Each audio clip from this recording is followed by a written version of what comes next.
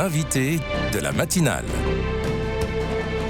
KTO Radio. C'est une nouvelle ère qui s'ouvre en Syrie, la fin de 53 ans de règne de la famille Al-Assad. Si le dictateur Bachar al-Assad a quitté le pouvoir, les questions restent nombreuses sur le nouveau régime que comptent imposer les rebelles islamistes d'Ayat Tahrir al-Sham, et en particulier concernant la situation des chrétiens qui sont près de 500 000 encore présents dans le pays. Notre invité ce matin est archevêque maronite d'Alep dans le nord-est de la Syrie, Monseigneur Joseph Tobji. Bonjour. Bonjour. Merci beaucoup d'être avec nous, d'avoir accepté cette invitation. Alep a été reprise par les rebelles il y a environ une semaine. Comment est la situation sur place ? Bon, je vous dis tout de suite que la situation est très bonne et nous, on est tranquille. On n'a pas imaginé le fait que les rebelles entrent très doucement, disons comme ça. Il y avait des combats pendant 2 jours hors d'Alep, et puis ils sont entrés pacifiquement. Et voilà, nous sommes tranquilles, vraiment. Ça, il y avait pendant les 2 jours de combat, le premier et deuxième jour, des inquiétudes qui on est resté un peu, on ne savait pas ce qui se passe, ce qui va se passer, mais maintenant nous, ça a passé 10 jours plus ou moins, nous sommes très tranquilles, oui. Il y a eu des chrétiens qui ont fui Alep vers Homs il y a une semaine environ à l'arrivée des rebelles. Est-ce que vous savez dans quelles conditions ils vivent, s'ils vont revenir à Alep ? Oui, maintenant, la plupart sont retournés à Alep. Maintenant, nous avons vu ce matin. Oui, parce que, vous voyez, comme il y avait une grande peur de ces rebelles, de leur background islamique fanatique, comme on disait. Donc, il y a beaucoup de monde qui se sont fouillés, même des musulmans, pas seulement des chrétiens. Ils ont vécu dans des conditions très difficiles, soit pour le loyer, soit pour les besoins essentiels de la vie, donc manger et boire. Mais maintenant, ils sont retournés. La plupart est retournée. Donc, si on vous entend bien, on imagine que l'état d'esprit, en tout cas de l'église maronite à Alep, est plutôt sereine depuis quelques jours. Ça, vous êtes rassurés ? Oui, nous sommes rassurés, pas seulement l'église maronite, mais tous nous, les chrétiens. Oui. Nous sommes rencontrés avec les chefs des rebelles. Aujourd'hui, c'est la deuxième fois. C'est la deuxième fois. Vous les avez rencontrés 2 fois déjà ? Oui, déjà 2 fois. 2 fois. Et ils nous ont tranquillisés au maximum. Ils ont dit que le grand principe, c'est de laisser tout comme avant. Donc, les prières, les messes, les pratiques de notre religion. Même nous sortons, nous marchons dans les rues avec la soutane et la croix pectorale. Donc, c'est leur grand principe de laisser tout comme avant. Donc, c'est pas jusqu'à quand, parce qu'il y aura des changements encore pour un nouvel gouvernement, voilà tout ça. D'accord. Et qui a participé à cette rencontre avec les rebelles ? Tous les évêques d'Alep. Donc, nous sommes 6 évêques catholiques et 3 orthodoxes. Et aujourd'hui, maintenant la seconde fois, il y a un pasteur protestant. Voilà, et plusieurs prêtres religieux. Il y avait une sincérité, un climat de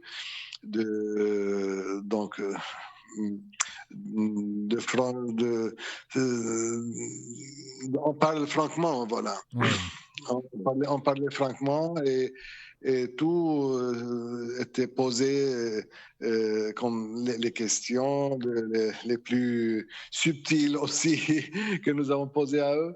Mais maintenant, ils sont très frais, donc ils ne savent pas beaucoup comment va être le futur, parce que ça dépend, ça dépend de nouvelles gouvernements. Hmm.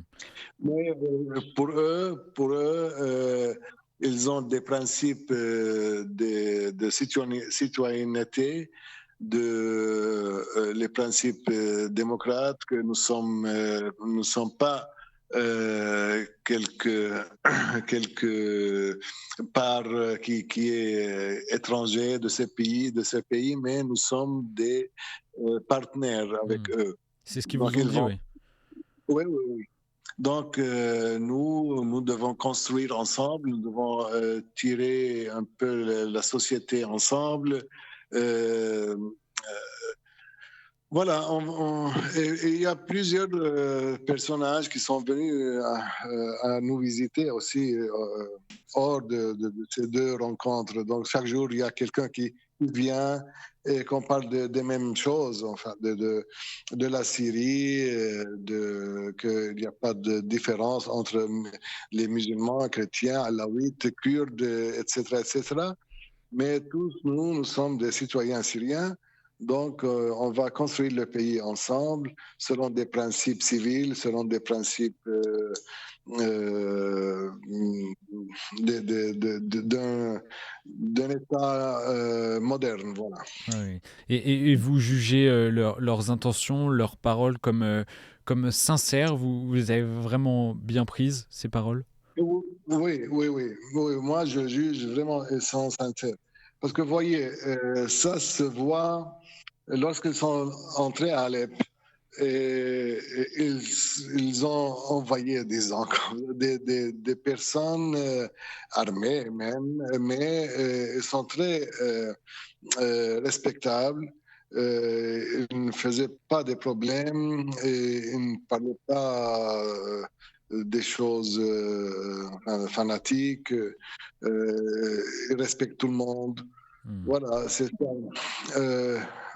Voilà. Vous voyez, on n'a pas une idée de ce qui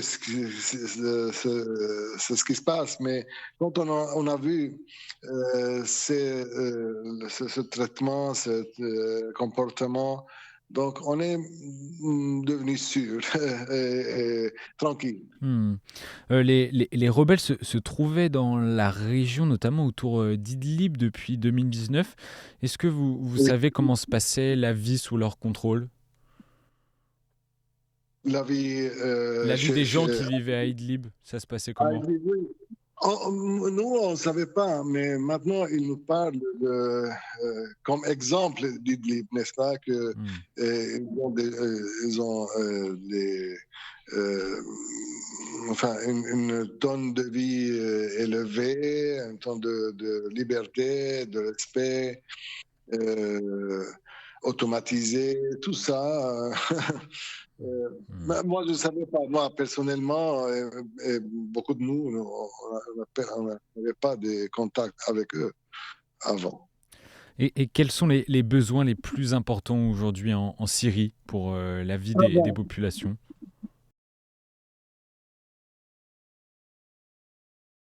Maintenant, vous voyez, la pauvreté, c'est au maximum. Était au maximum déjà, parce que, comme vous savez, je ne sais pas si vous savez ou pas, mais un employé d'État, il touchait 20 ou 25 dollars par mois.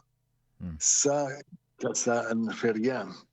Et, et maintenant, comme lorsqu'ils sont entrés en Syrie, le système est tombé, et les prix sont tripliqués, on dit, triplés 3 fois. Donc, maintenant, il y a plus de, enfin, disons, une pauvreté plus que maximum. Donc maintenant, ce sont nous, les églises, ça touche à nous un peu d'aider nos fidèles en attendant les organisations mondiales de sécurité, les ONG, tout ça, qu'ils rentrent et au moins dans cette période transitaire, disons 6 mois, un an, pour que le marché commence à financer soi-même. Oui. Un retour de l'économie et de la prospérité espérée, on l'entend. Est-ce que vous avez, Monseigneur Tobji, des nouvelles des chrétiens à Damas? Ça se passe de la même façon qu'à Alep? Ah bon, vous voyez, ici à Alep, c'était très pacifique la chose, mais à Damas, il y a d'autres rebelles, d'autres types de rebelles qui sont entrés à Damas, qui n'étaient pas ils ne faisaient pas une part de ceux de Tahrir al-Sham qui sont entrés ici à Alep. Et c'est pourquoi il y a un peu plus de chaos, même sur le littoral aussi, la Tartout, la Takia.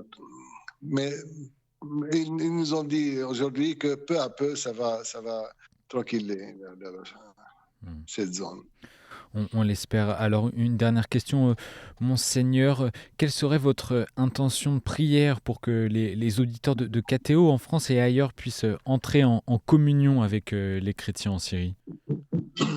Merci déjà pour KTO et pour tous les qui écoutent KTO.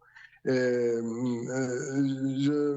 vous appelle de demander la paix pour notre pays, de prier, s'il vous plaît, pour vos frères qui sont en Syrie, qui sont déjà très fatigués, très épuisés de ceux qui ont passé pendant 14 ans de guerre. Voilà, priez pour nous et si vous pouvez faire quelque chose disons, d'aide, De faire un pas don. comment, voilà. Voilà. Merci à vous, Monseigneur Joseph Tobji, d'avoir pris la parole après la chute du régime de Bachar al-Assad en Syrie et la prise des pouvoirs des rebelles d'Ayat Tahrir al-Sham. Je rappelle à nos auditeurs que vous êtes archevêque maronite d'Alep et on va continuer à suivre ce qui se passe dans le pays et la situation des chrétiens. Merci à vous encore une fois et bonne journée. Merci, bonne journée à vous.